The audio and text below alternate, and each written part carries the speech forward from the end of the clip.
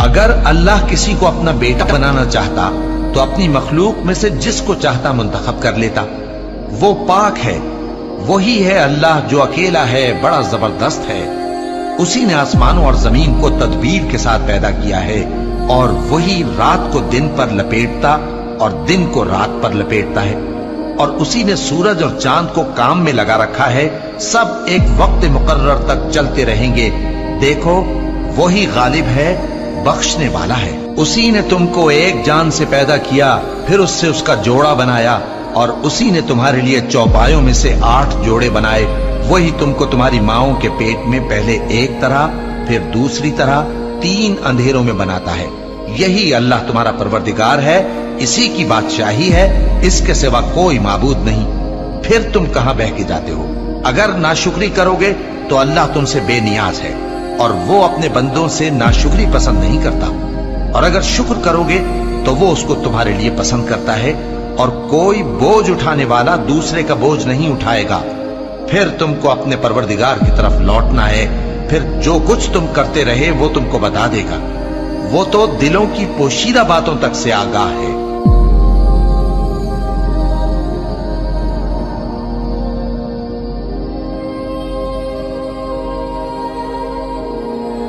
अगर अल्लाह किसी को अपना बेटा बनाना चाहता तो अपनी मखलूक में से जिसको चाहता मुंतखब कर लेता।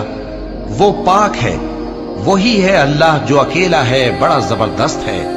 उसी ने आसमानों और जमीन को तदबीर के साथ पैदा किया है, और वही रात को दिन पर लपेटता और दिन को रात पर लपेटता है। और उसी ने सूरज और चांद को काम में लगा रखा है, सब एक वक्त मुकर्रर तक चलते रहेंगे। देखो वही गालिब है, बख्शने वाला है। उसी ने तुमको एक जान से पैदा किया, फिर उससे उसका जोड़ा बनाया, और उसी ने तुम्हारे लिए चौपायों में से 8 जोड़े बनाए। वही तुमको तुम्हारी माओं के पेट में पहले एक तरह, फिर दूसरी तरह, 3 अंधेरों में बनाता है। यही अल्लाह तुम्हारा परवरदिगार है, इसी की बादशाही है, इसके सिवा कोई माबूद नहीं। फिर तुम कहां बह के जाते हो? अगर नाशुक्री करोगे तो अल्लाह तुमसे बेनियाज है और वो अपने बंदों से नाशुक्री पसंद नहीं करता। और अगर शुक्र करोगे तो वो उसको तुम्हारे लिए पसंद करता है, और कोई बोझ उठाने वाला दूसरे का बोझ नहीं उठाएगा।